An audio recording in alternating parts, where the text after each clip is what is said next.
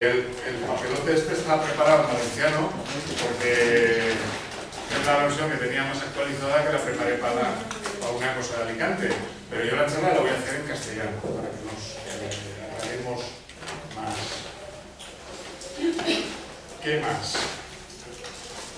Si os ponéis en la segunda página, la que pone materiales,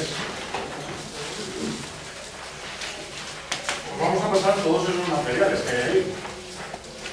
Lo que pasa es que os lo vamos a mandar por correo electrónico, en formato electrónico. Aquí hay dos juegos. Os vamos a pasar en formato electrónico porque si no, tenerlos impresos a hoy era un mogollón. Si alguien de verdad los quiere, pues los encarga y para el viernes que viene, que tenemos que de las cifras, estarán impresos, pero es que son casi 200 paginitas para cada uno y 200 páginas. Por todos los que somos, era imposible tenerlo en este momento. Bueno, entonces, si pasamos revista, sí que hay algunas cosas que a mitad sesión tendremos ya fotocopiadas y que os vais a llevar hoy puestas. Son lo que figura ahí como el análisis del Real Decreto 6 y del Real Decreto 27 del 2012 y la Ley 1/2013. Eso sí que os lo vais a llevar para poderlo mirar. Y también un resumen de la Ley de Enjuiciamiento Civil, que es la ley que determina todos los pasos del procedimiento ejecutivo, la que más tenemos que seguir. Lo demás, pues eso que os digo, hacemos un listado con correos electrónicos y dividimos el día, y si alguien lo quiere, pues lo encargamos aquí que nos lo vayan fabricando para el próximo viernes, para este viernes, no para el siguiente. Lo que vamos a ver es un cursillo estrictamente jurídico, pero hay una primera parte que es así filosófica, ¿no? Lo que son los principios del derecho. Tiene más interés de lo que parece eso, aunque yo lo voy a hacer muy cortito, porque cuando la gente le da tanta importancia al pago de las deudas, ¿no? y lleva tan mal el no cumplir con las deudas, eso no es solamente que le dé vergüenza que su vecino lo sepa. Eso es algo culturalmente muy arraigado, ¿no? O sea, la historia de esta sociedad está escrita, se puede seguir en lo que son la regulación de las deudas. Cada vez que rezamos, le pedimos a quien sea que perdone nuestras deudas, como nosotros perdonamos a nuestros deudores. La idea del pecado es una deuda que tenemos con la sociedad o con los demás. Es decir, que si uno se pone a rastrear en la historia de la cultura de esta sociedad, está toda esa parte de las deudas, de cómo se han regulado y cómo se han resuelto. Y se resuelven, históricamente se han resuelto siempre de forma conflictiva. No sé si se ve eso de ahí. Esa es la piedra roseta. Mi madre la tenía porque la vendían en el mercado. La piedra roseta. La piedra roseta es una piedra que se encontraron en Egipto y ha sido muy celebrada porque está escrita en 3 lenguas. Está escrita en demótico, en griego antiguo y en los jeroglíficos egipcios, y como era el mismo texto, es lo que les permitió aprender a descifrar los jeroglíficos egipcios, ¿no? Esto se lo encontraron cuando era época de Napoleón. Bueno, pues la piedra roseta es un decreto de un faraón que se llamaba Ptolomeo, que decretó una amnistía de deudas en el antiguo Egipto 200 o 300 años antes de Jesucristo. Porque en la antigüedad, las deudas, o sea, la forma de resolver las deudas organiza las clases sociales. Y esto históricamente ha sido conflictivo y ha significado broncas y luchas, amnistías. Había traído la Biblia Biblia, pero porque en la Biblia tú te vas al Deuteronomio y explica que el interés no tiene que ser usurero y que eso significa no cobrarle a tu hermano, no pedirle a tu hermano que te devuelva más de lo que le has prestado. Lo que quiere decir que en una época estaban en contra del interés. Te vas a otro... No lo vamos a buscar porque no hace falta. También en el Deuteronomio están los años de jubileo. Cada 49 años decretaban uno que anulaba las deudas.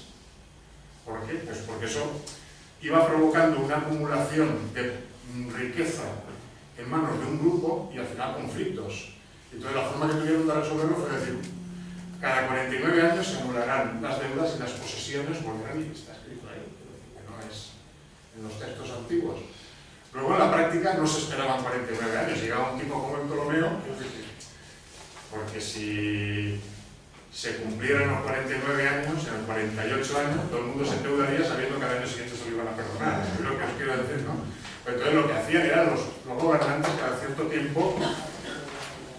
El otro tipo que hay ahí en el mosaico ese es Pericles, que fue uno de los que propició los primeros movimientos democráticos en Grecia y la democracia ateniense y estableció la anulación de la esclavitud por deudas. Porque también habían distintas formas de esclavitud reguladas en función de las deudas que contrajeran las personas, ¿no? Con lo cual, la amnistía que pedimos nosotros de las deudas por las hipotecas, porque vamos a pedir, ¿no?, una amnistía de toda aquella parte que se le queda a la gente viva, pues eso no es una novedad, eso históricamente se ha visto. Y podemos decir que tenemos un decreto antiguo defendiendo una amnistía y un decreto moderno, que es el Boletín Oficial de la Junta de Andalucía, cuando establecía la expropiación temporal de los bancos para que la gente no se quede. No es una amnistía, pero nosotros vamos en esa línea, no es ninguna cosa alucinada ni que nos inventemos nosotros. Bueno, entrando ya en cosas más jurídicas, ¿cómo se resuelve, cómo se regula las deudas actualmente? Actualmente las deudas se regulan de forma diferente si uno es una persona o es una empresa. Las deudas personales se rigen por una idea muy sencilla, que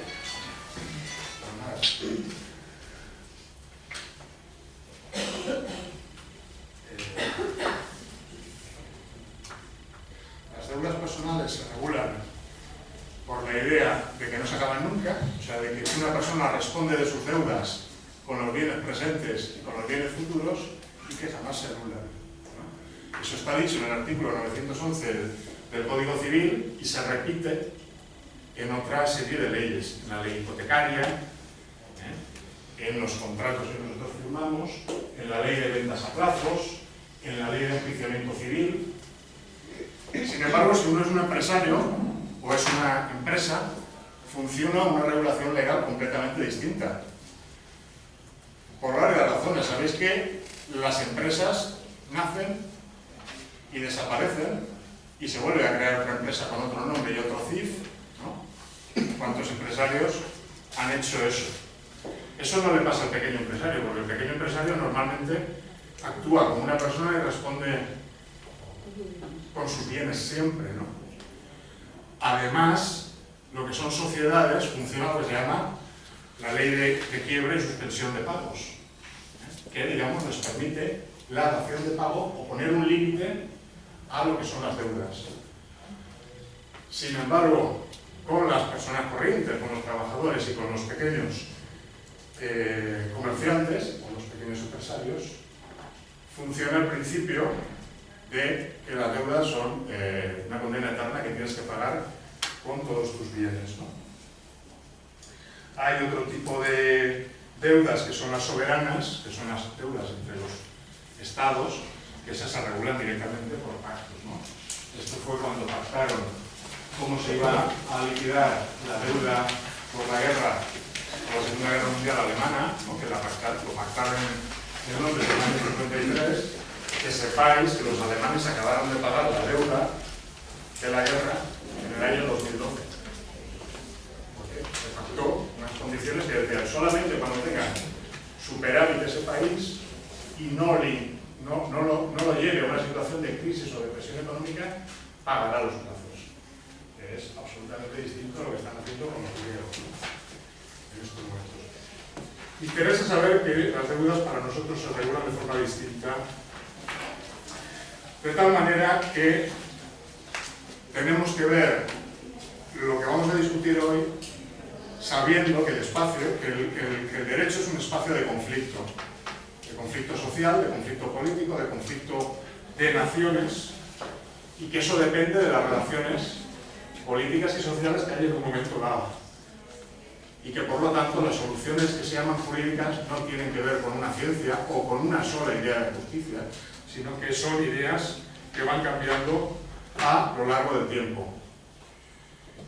Derecho es lo que hacen los jueces y se dice que las fuentes del derecho son tres: la ley, la costumbre y los principios generales del derecho, ¿no? Eso, muchas oposiciones nos hacen aprenderlo. ¿Cuál era la primera? La ley, la costumbre y los principios generales del derecho. Entonces, los principios generales del derecho serían como ideas de justicia muy elementales, ¿no? Aquí tenemos dos que son importantes y que vale la pena que le dediquemos un pelín de tiempo.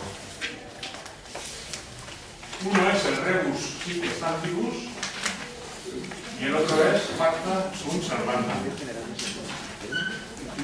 Pacta sunt servanda es pacta, los pactos, los contratos. Si lo tenéis, pues tenéis PowerPoint. O sea, yo os he pasado las firmas para que no tengáis que copiar mucho, sino para que, o sea, que si miráis, ¿quién no tiene este? ¿Lo tenéis todo el mundo? Sí, pero estamos copiando otras cosas. Vale. Pacta sunt servanda. Pacta, los contratos, los pactos. Sunt, son, están. Servanda, para servirlos, para cumplirlos. Uno firma un contrato para que se cumpla, ¿no? Pues eso decían los romanos. Pacta sunt servanda. Pero también dicen una cosa que es contradictoria. Que dicen rebus sic stantibus. Que una traducción sería si las cosas se mantienen así. Si las cosas no se mantienen así, hay que revisar el contrato. Por ejemplo,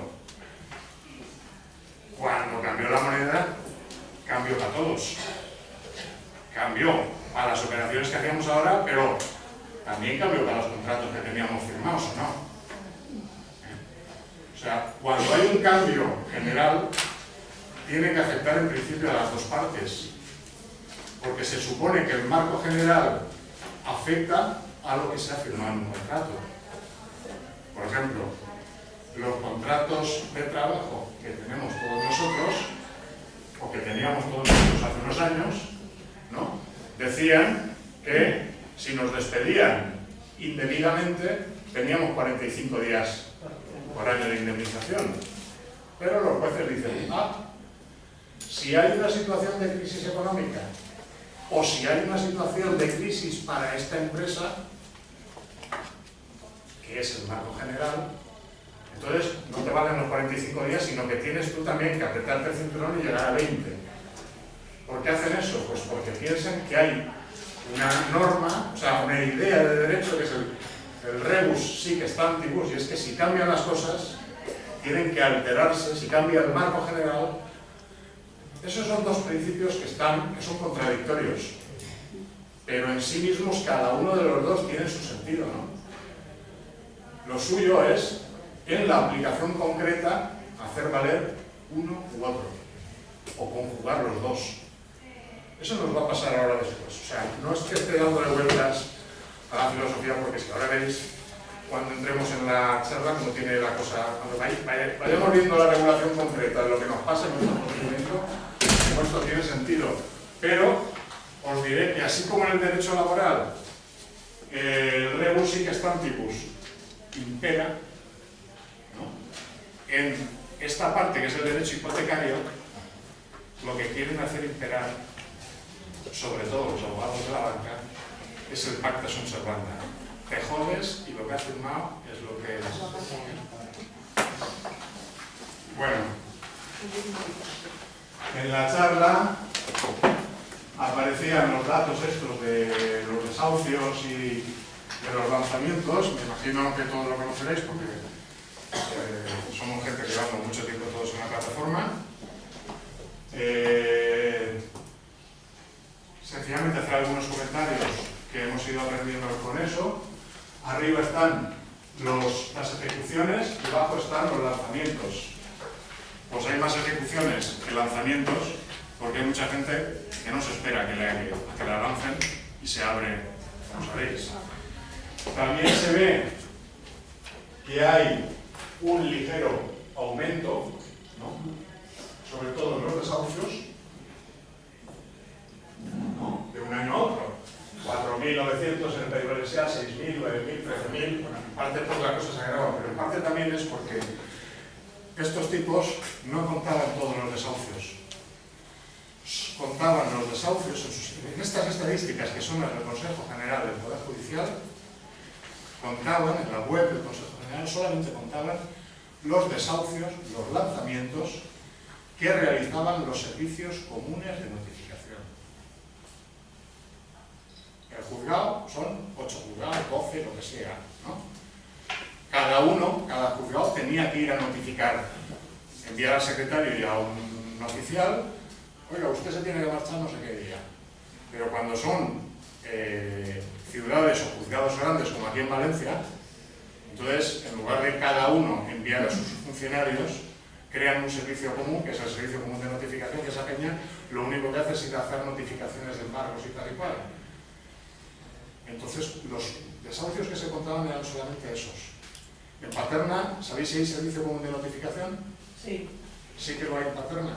Hay otras ciudades importantes que no. Se estima que un 40% de los desahucios quedaban fuera de esas estadísticas.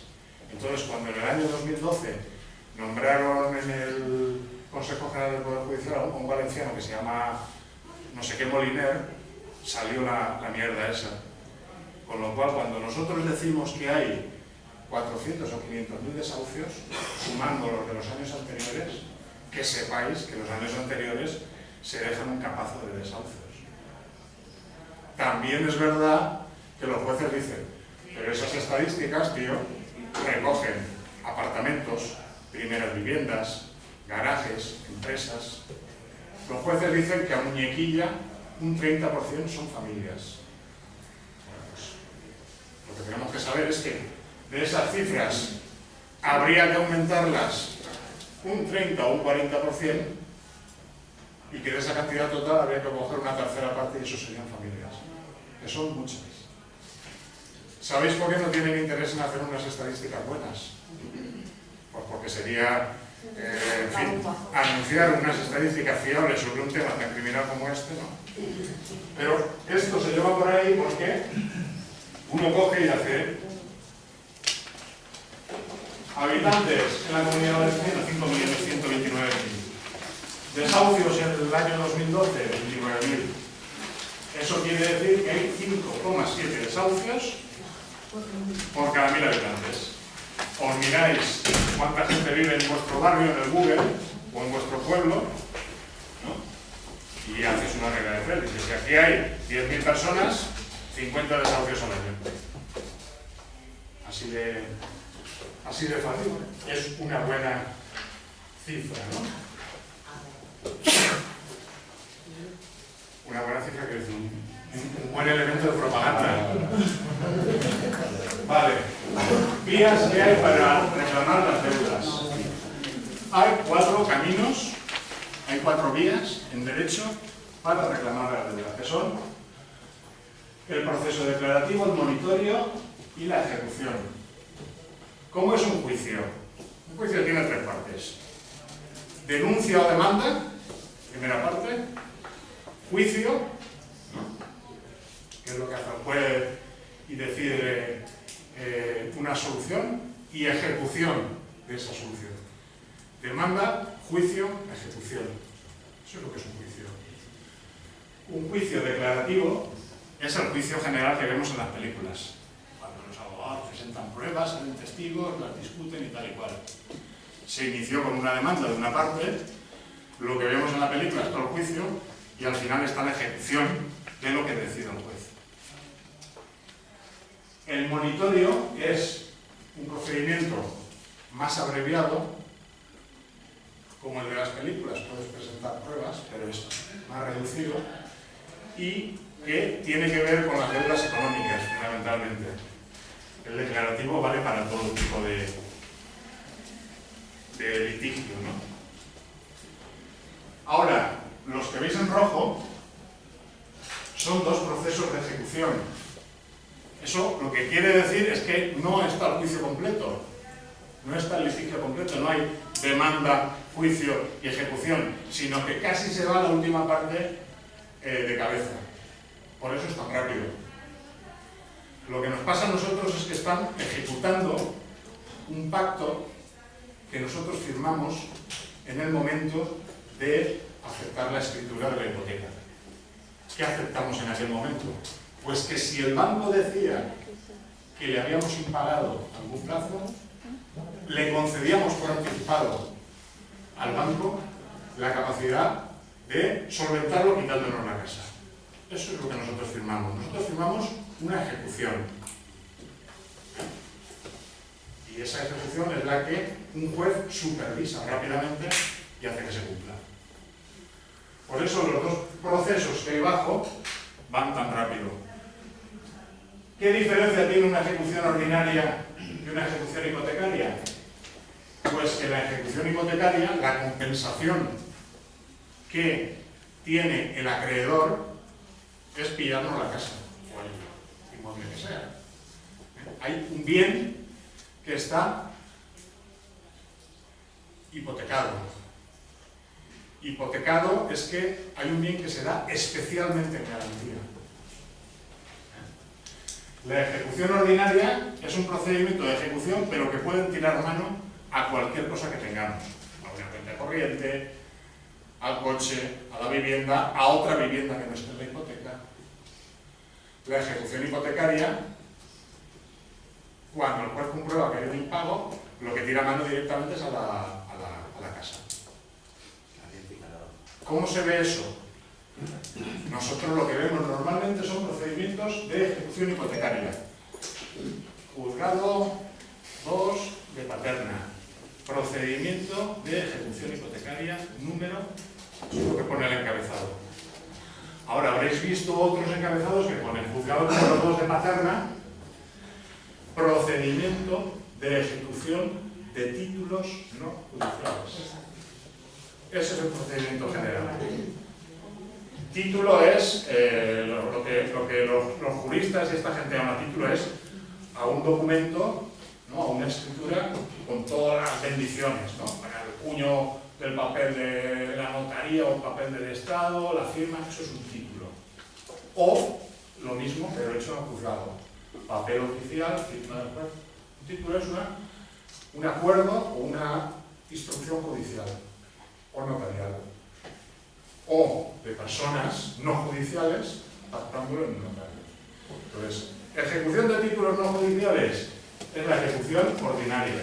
Ejecución hipotecaria es la que nosotros estamos acostumbrados a ver corrientemente. No judiciales. ¿Qué diferencia hay entre uno o el otro? Pues hombre, que la ejecución hipotecaria es todavía más rápida, porque no se tienen que pensar qué bien pillan o qué valor tiene el bien que quiere cogerse el acreedor. En la ejecución hipotecaria está puesto la casa de tal calle, que tiene un valor, efectos de subasta de no sé cuántos. Entonces ahí van fallados. Con la ejecución de títulos no judiciales, con la ejecución ordinaria, es también muy rápida, pero no tanto.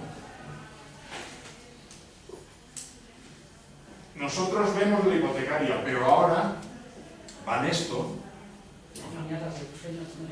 claro, Banesto, Popular, como ven que hemos aprendido a ponerles obstáculos y tal y cual, como ven que hay mucha sensibilidad por parte de una parte de los jueces para tal, pues se están intentando abrir otro camino, que es el de la ejecución de títulos ordinarios, para intentar trincar pues, la cuenta corriente, la pensión, no sé qué. Tenemos que aprender de eso. Pero una pregunta, ¿el proceso de ejecución hipotecaria Sí. va también a por el resto del dinero?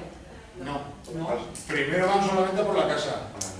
Y si quedara una cosa pendiente, tendrían que iniciar otro procedimiento reclamando esa otra parte. A mí se me dan casos en el que van a como dos a la vez. Van por el ordinario y por el hipotecario a la vez a la misma persona. Yo tengo un caso ahora que van con los dos, en tres procesos abiertos. Claro. Lo que pasa es que ahí hay una parte de controversia, porque una parte de los juristas dicen que no se pueden iniciar los dos procedimientos simultáneamente.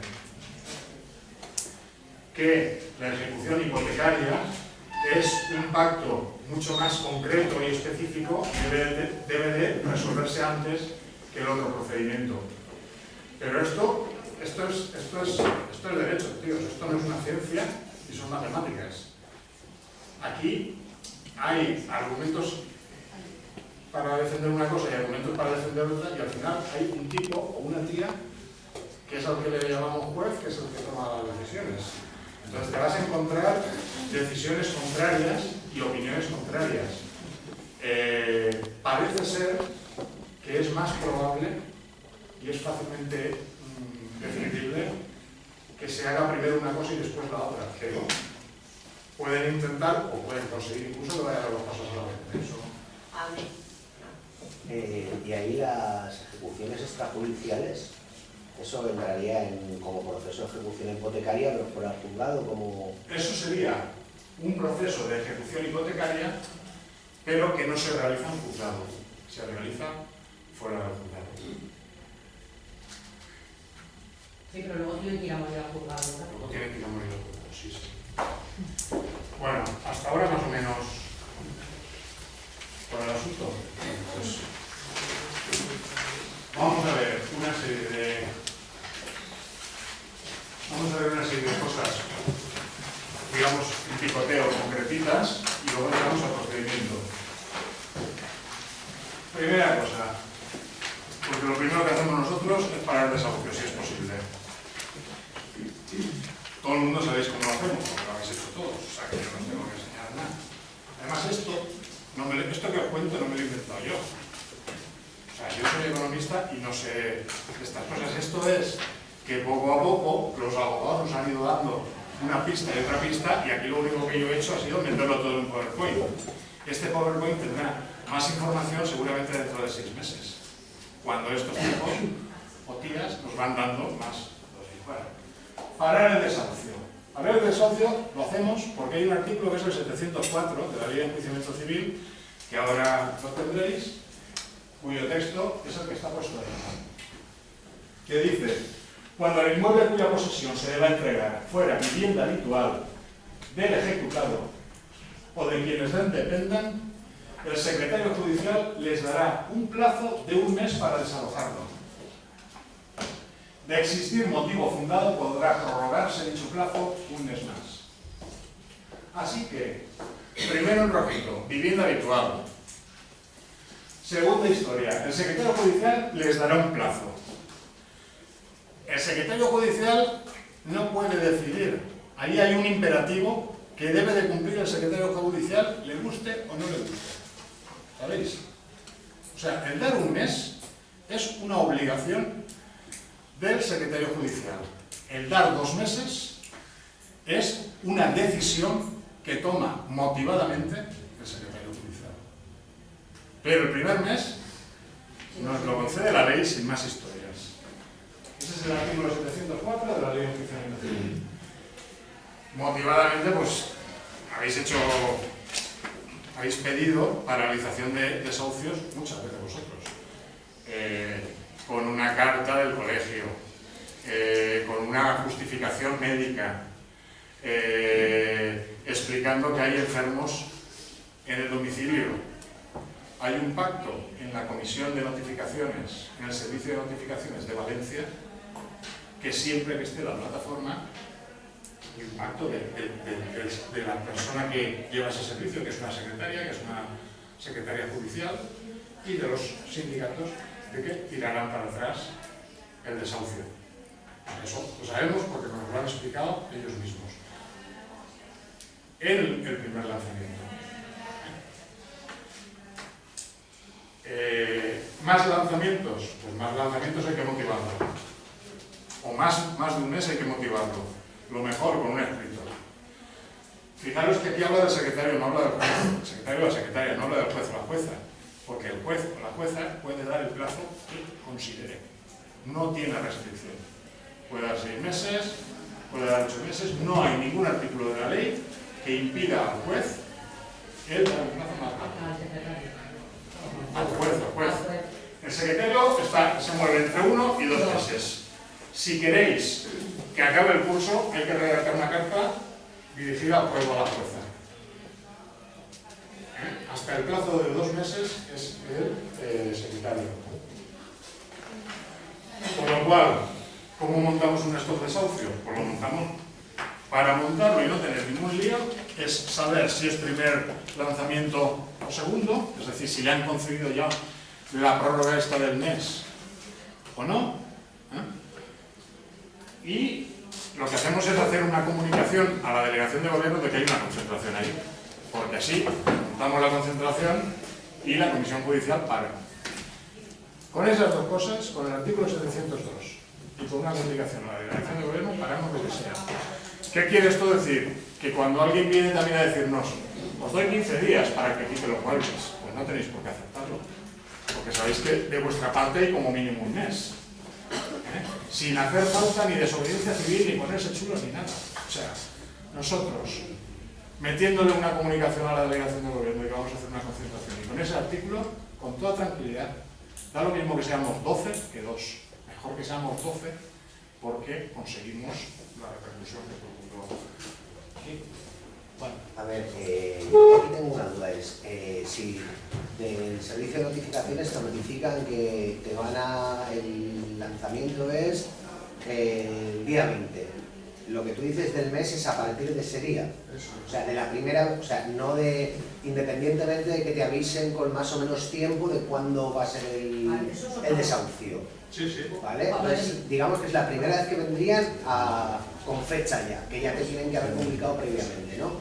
Y entonces la pregunta es, ¿hay una fecha, o sea, hay un plazo mínimo legal previo de comunicación? ¿O a ti te pueden decir hoy, mañana te... No lo hago. Desde el momento en que el piso está subastado, sí, pasa un periodo que son 20 días que se lo adjudica el banco, ¿no? Y después pues, hay un periodo de administración en el juzgado y ya podrían... No, pero yo creo que se refiere a que cuando a ti te comunican, ¿vale? ¿Tienes un mes? Que te tienen que decir, por ejemplo, no te puedes decir, pasado mañana es el lanzamiento. ¿Cuánto tiempo? Hay mínimo.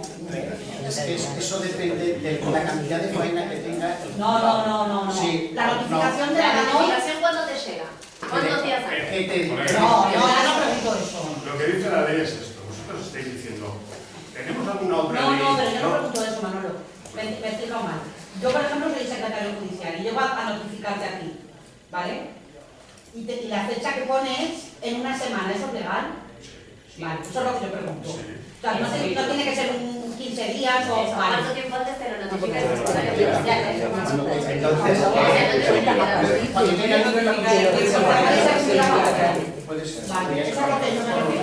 Vale, entonces... Creo que esto es un acto administrativo. Lo de los actos administrativos, en general, sí que tienen un plazo de cumplimiento, de un mes, en general. Pero como quiera que aquí hay una legislación que concede ese mes, yo creo que no se suman las cosas y vosotros decís, bueno, la carta la he recibido hoy, me tienes que dar un mes, no, me tienes que dar un mes por este artículo. Pero a mí me llegó y me daban 13 días, por ejemplo, por eso pregunto. Pues 13 días, a ti te llega. A mí me dieron 5, por eso. Claro, y hay gente que le dan 2 días. Sobre esos 2 días podemos arrancar 30 más 1. o ir al juez a rascarle más. El primer desahucio siempre se para, entonces. Claro, siempre, siempre. Legalmente sí. Si yo lo que estoy intentando transmitir es que no hace falta ser la superplataforma para parar el primer desahucio. Lo podemos hacer cualquiera. Cuando va el desahucio, cuando van al desahucio va el secretario judicial con la policía.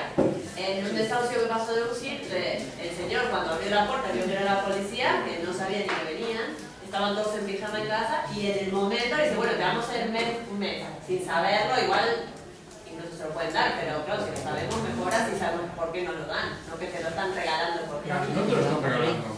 por eso, pero dijeron, bueno, no me volvemos y le hicieron otra notificación. Se la dejaron.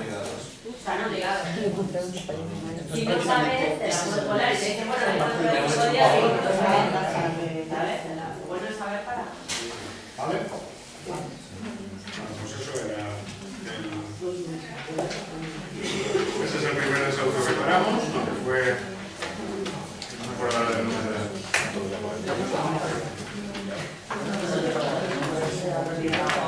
Es lo mismo. El otro rollo que vale la pena que no son problemas, lo de los inquilinos. Bueno, sabéis todo el mundo que lo de los inquilinos no funciona, ¿no? Es que esta semana todavía llamaba gente a la plataforma diciendo que tenían inquilinos, que su hijo era inquilino, que había que hacer un contrato. Eso no le tiene un desahucio. El que haya un tercero involucrado en habitando esa vivienda, lo único que dice la ley de civil es que les dará el secretario 10 días para que presenten un título, es decir, algún contrato o alguna resolución judicial que justifique que ellos están ahí. O sea, que les dan 10 días para eso. Si hay alguien que dice, yo no soy fulanito de tal que viene a desahuciar, pero yo vivo aquí, 10 días.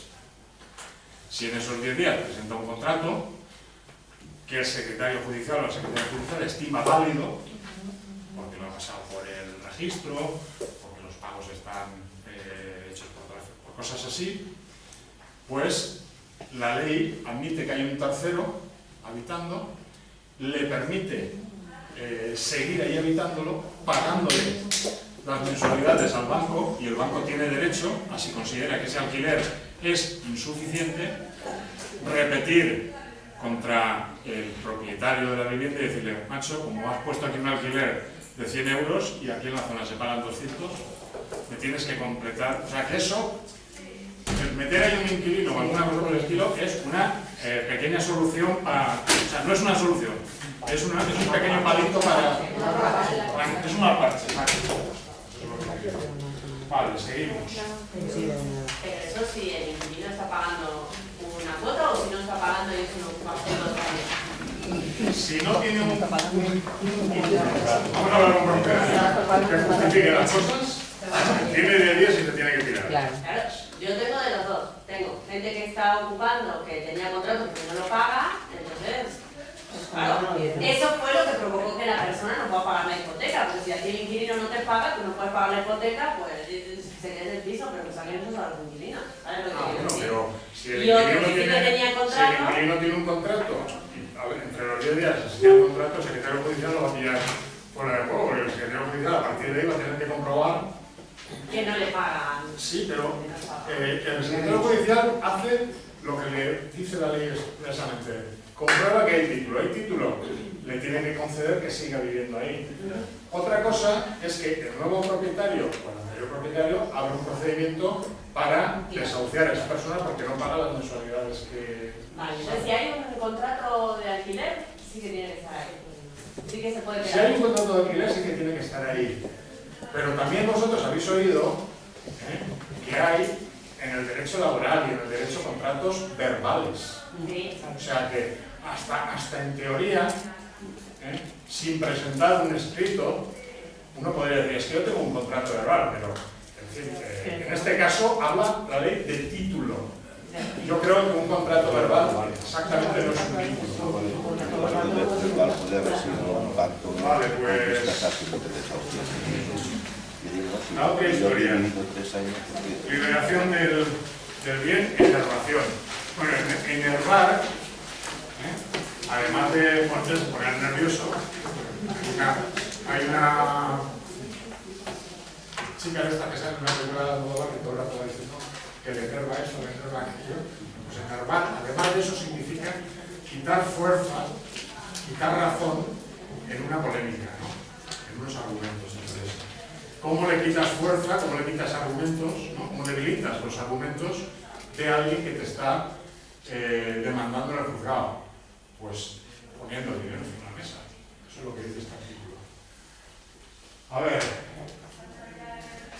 en el caso al que se refiere el artículo anterior, luego lo veréis cuando tengáis la ley de enjuiciamiento, ¿no?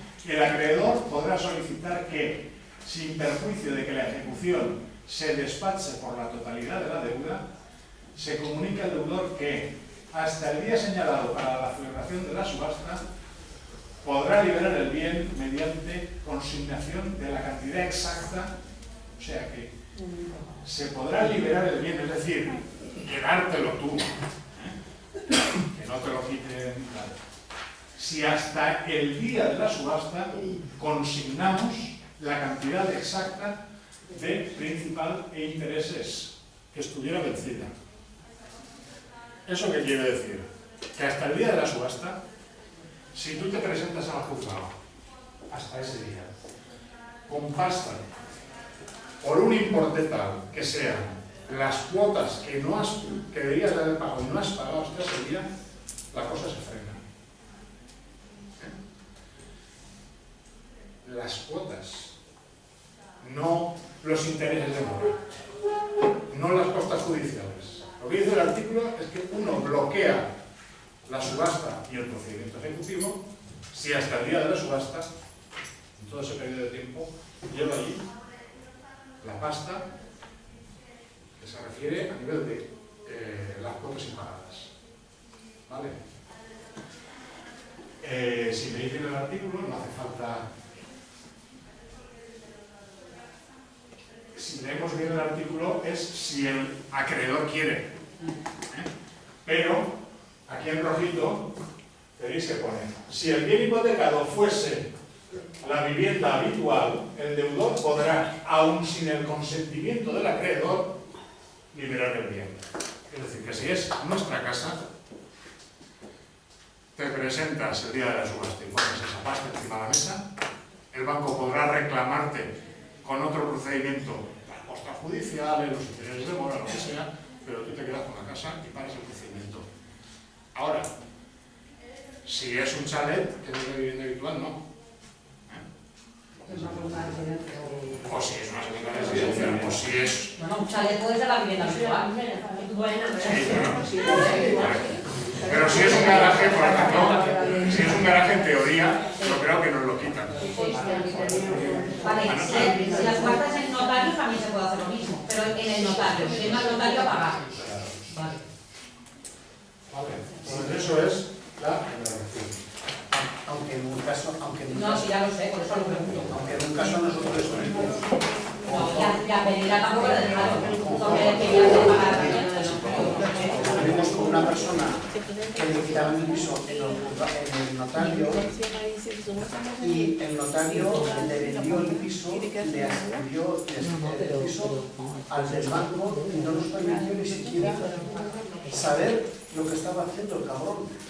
O sea que no nos dio ni la posibilidad de poder entrar y poner el dinero. No lo teníamos, pero no nos dio esa posibilidad. Bueno, no lo pone ahí, pero todos los artículos estos son de la ley de enjuiciamiento civil.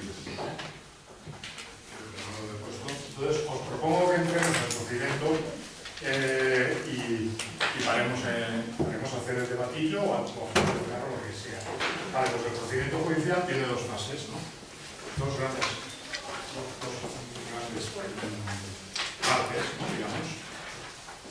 Una parte por la que el banco se va a adjudicar nuestra casa y una segunda parte por la que va a poseerla, ¿no? Porque pues una cosa es la propiedad y otra cosa es la posesión. Tú puedes tener una propiedad y haberla dejado a quien sea.